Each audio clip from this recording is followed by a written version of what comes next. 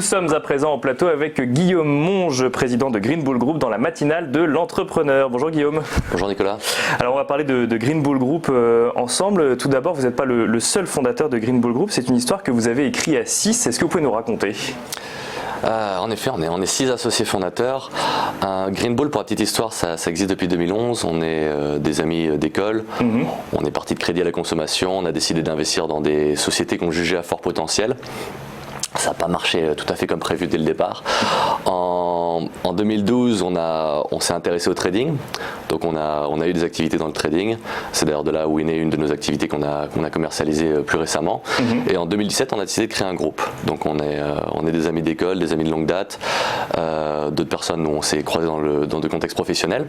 Et où notre vision, c'est vraiment d'ensemble décider de créer quelque chose de plus fort, où justement on a cette envie de créer ensemble et où on pense qu'un cerveau à plusieurs est plus fort qu'un cerveau seul. Parce que vous avez créé du coup plusieurs entreprises, il y en a eu dans l'immobilier et notamment dans le trading. La dernière en date est dans le trading pour le coup, elle s'appelle Aria Trading. Est-ce que vous pouvez nous en parler un petit peu ? Aria Trading justement c'est lié à une des entreprises qu'on avait dans le passé où on avait un logiciel de trading qu'on n'avait jamais commercialisé, qu'on avait créé à la base pour justement dynamiser nos portefeuilles en interne. Et l'idée derrière ça a été de te dire tiens, est-ce qu'on aurait la possibilité de la rendre accessible au grand public, de la démocratiser.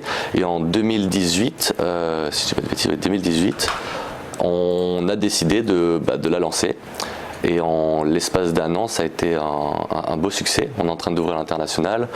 On atteint à peu près $1 million de revenus ce mois-ci. Sur Aria Trading. Sur Aria Trading, oui. Et alors, quelle est l'offre d'Aria Trading pour bien comprendre ? C'est permettre à des particuliers qui ne seraient pas allés sur les marchés financiers d'y aller via cette solution ? Voilà, en fait, Aria, c'est un écosystème dans lequel vous avez différentes choses. Et le but, c'est que ce soit aussi bien un trader débutant ou avancé qui puisse se lancer sur les marchés financiers de la bonne façon avec les bons outils et de comprendre que justement des outils technologiques comme Aria va lui permettre deux choses. Un, de pouvoir maximiser son temps parce que c'est l'assistante Aria qui va rentrer en position, gérer le trade, enlever complètement le côté émotionnel qui fait que les résultats en trading peuvent être mauvais. D'accord. Et l'autre, c'est une plateforme à laquelle on se connecte et il y a l'assistant qui.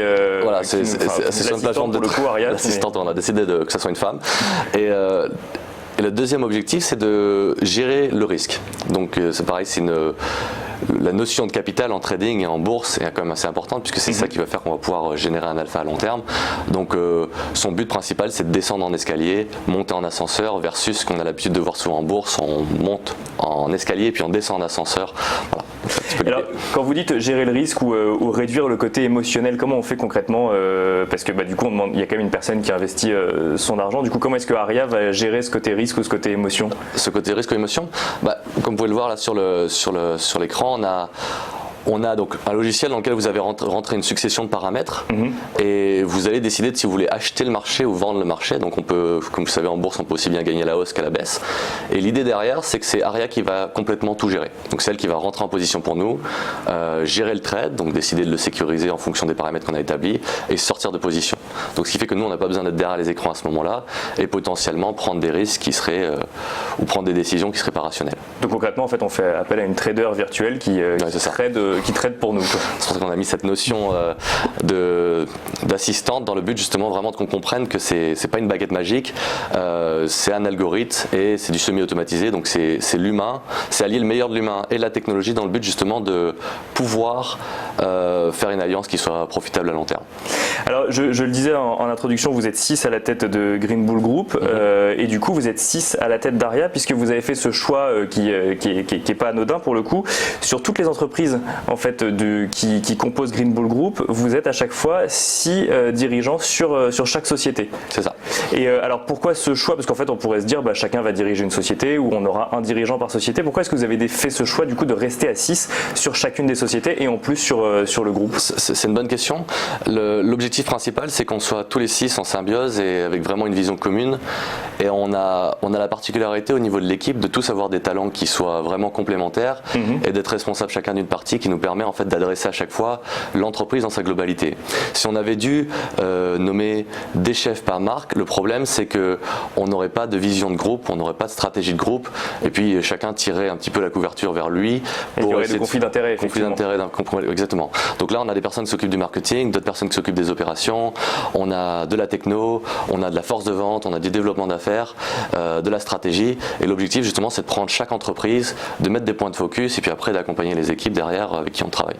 Et alors du coup, ces autres entreprises, elles sont dans quel secteur d'activité? On a parlé du trading, on a parlé de l'immobilier. Ouais. On reste quand même dans le secteur financier ou investissement, ou on en ressort également? On est pas mal. Donc on va dire 3 principales. On a l'immobilier, où on adresse notamment avec nos entreprises Think Big, Enfant Rentable, donc vraiment toute l'éducation financière autour de l'immobilier. On fait également de la promotion immobilière, donc avec de l'achat, de la revente. On a des projets également à l'international dans lesquels on est investisseur. On a une partie sur de l'assurance, où notre but c'est vraiment de digitaliser le monde de l'assurance avec une société de courtage, en proposant des meilleures solutions pour nos clients. Et puis la partie trading, donc vraiment financière. Et puis on a également une activité historique autour de tout ce qui est private equity. Et alors ça veut dire que par exemple quand on est en charge du marketing chez Green Bull Group, le matin on va s'occuper de trading, l'après-midi d'immobilier, le soir potentiellement d'assurance et la nuit d'une 4e activité finalement? C'est ça peut arriver, mais après c'est vrai qu'on essaye vraiment au niveau des 6 à avoir un point de focus avec une stratégie et ce qu'on appelle des phases. Donc il y a des périodes où on va décider de s'occuper plus d'une entreprise qu'une autre parce qu'il faut qu'elle atteigne certains seuils, ce que moi j'appelle une vélocité en cash. Bien sûr. Donc pour créer un momentum, et après une fois qu'elle part, on peut petit à petit s'occuper des points de relais après derrière. Parce que c'est une autre particularité de Green Bull Group, c'est que alors l'actualité récente a montré qu'on regarde surtout les entreprises qui lèvent des fonds. Green Bull Group a plutôt fait le choix d'aller chercher une rentabilité rapide et de se dire nos entreprises sont rentables et ensuite on continue à les développer plutôt que d'aller lever des fonds tout de suite. Tout à fait. Sachant que je précise juste, on parle d'entreprise que vous créez à chaque fois et pas que vous rachetez ou que vous intégrez dans un groupe. Tout à fait. C'est très juste ce que vous dites. Le choix qu'on a fait, c'est déjà d'être profitable dès la première année, et on met un point d'honneur là-dessus, c'est qu'on cherche à avoir d'abord une croissance organique avant, dans un deuxième temps, éventuellement de s'intéresser à de la croissance externe. Et on n'est pas dans une logique de vente comme certaines startups peuvent l'être, où elles sont à la course à la levée, et le but c'est de valoriser, pas forcément de façon justifiée parfois, et derrière se dire on va vendre. Nous, notre objectif c'est vraiment à long terme de créer des vrais produits, des vrais services, des choses qui sont vraiment utiles, où pour nous un entrepreneur est défini par ce qu'il crée et ce qui permet finalement aux personnes qui vont l'utiliser que ça soit utile. Et on va bien évidemment avoir des actionnaires, mais quand on va faire des levées de capitaux, notre but c'est d'avoir une capacité de pouvoir lever de l'argent, mais juste l'argent dont on a besoin finalement pour pouvoir accroître et accélérer sur nos activités versus brûler du cash ou aller vers des dépenses qui ne sont pas forcément justifiées. Donc ce qui nous amène aussi à chaque fois à réfléchir sur la rentabilité de nos modèles économiques, de la façon dont on crée nos entreprises. On ne se donne pas le choix que d'être à chaque fois rentable, donc voilà, ça amène un certain raisonnement. Et alors une autre question qu'on peut se poser quand on voit ce fonctionnement qui d'un côté en fait se dit on a affaire à des personnes assez ambitieuses, mais de l'autre qui font pas les choses comme tout le monde. Pourquoi avoir créé non pas une société à 6, mais plusieurs sociétés, les avoir regroupées autour dans un même groupe? C'est à la fois notre force, le fait qu'on soit diversifié, et notre plus grande faiblesse en effet, parce qu'on pourrait se dire ils ont trop d'activités, ça va n'importe où, et puis finalement on finit pas, mais on travaille vraiment justement avec cette organisation de ce qu'on appelle ça G6, donc c'est les 6 associés, cette transversalité. Il y a le G7, voilà. Il y a le G8 et il y a le G20, il y a le G6 chez Green Bull. Et le but c'est vraiment justement d'accompagner chacune des entreprises, de focuser, se concentrer sur l'une d'entre elles à l'instant T, mettre des points de relais sur d'autres pendant d'autres moments, et de justement travailler l'ensemble et toute la synergie du groupe. Parce que ce qu'il faut savoir, c'est que oui, il y a beaucoup d'activités, mais il y a beaucoup d'horizontalisation, de verticalisation sur nos activités. Si on regarde purement d'un point de vue acquisition, nos coûts d'acquisition sont mutualisés au niveau du groupe. Quand on a un client par exemple sur Think Big, il y a de très grandes chances qu'il soit basculé sur TechX. C'est ça, donc ça se nourrit en fait, les différentes activités se nourrissent. Et donc du coup ça crée une sorte de... Ça a créé un momentum et une dynamique de groupe qui est super intéressante, puisque on adresse des spectres et des activités où baisser les coûts permet quand même de réinvestir plus, créer d'autres choses, et c'est là où c'est intéressant. Et alors là du coup l'entreprise du moment ou l'actualité du moment c'est Aria. On a parlé du service, vous disiez que ça fonctionne plutôt bien, puisque vous disiez tout à l'heure $1 million de dollars de revenus ce mois-ci. De revenus ce mois-ci sur Aria. Quels sont vos objectifs pour la suite, que ce soit sur Aria et sur Green Bull Group du coup? On a des gros objectifs à chaque fois. De toute façon, vous êtes 6, donc vous pouvez avoir de gros objectifs. Voilà, c'est ça qui est bien.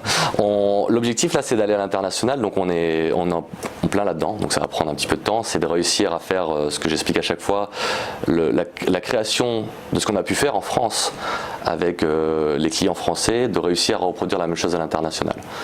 Et après, au niveau de Green Bull Group, c'est de continuer à croître les activités. On va très certainement commencer à s'intéresser aussi à de la croissance externe, donc du rachat de sociétés, pour justement à chaque fois pouvoir continuer à grossir et à créer de la valeur. Et là, on a parlé de l'international pour Aria. Il y a d'autres sociétés au sein de Green Bull Group qui sont déjà à l'international, ou ça fait partie d'une stratégie future? Vous avez My Club Deal, par exemple, qui est notre club d'investisseurs où on a historiquement avec Green Bull un portefeuille d'activités internationales. Donc notamment avec des projets immobiliers dans lesquels on est investi à New York, à Dubaï, un petit peu partout, donc beaucoup sur la partie immobilière, on va dire. Et alors justement, on finira sur cette question. Qu'est-ce qu'on peut vous souhaiter avec tous ces projets en tête? Que ça continue ainsi. Que ça continue ainsi. Donc ça veut dire que ça se passe plutôt pas trop mal. Pour l'instant, ça m'en est content. Merci beaucoup Guillaume Monge, et je rappelle que vous êtes le président de Green Bull Group. Merci.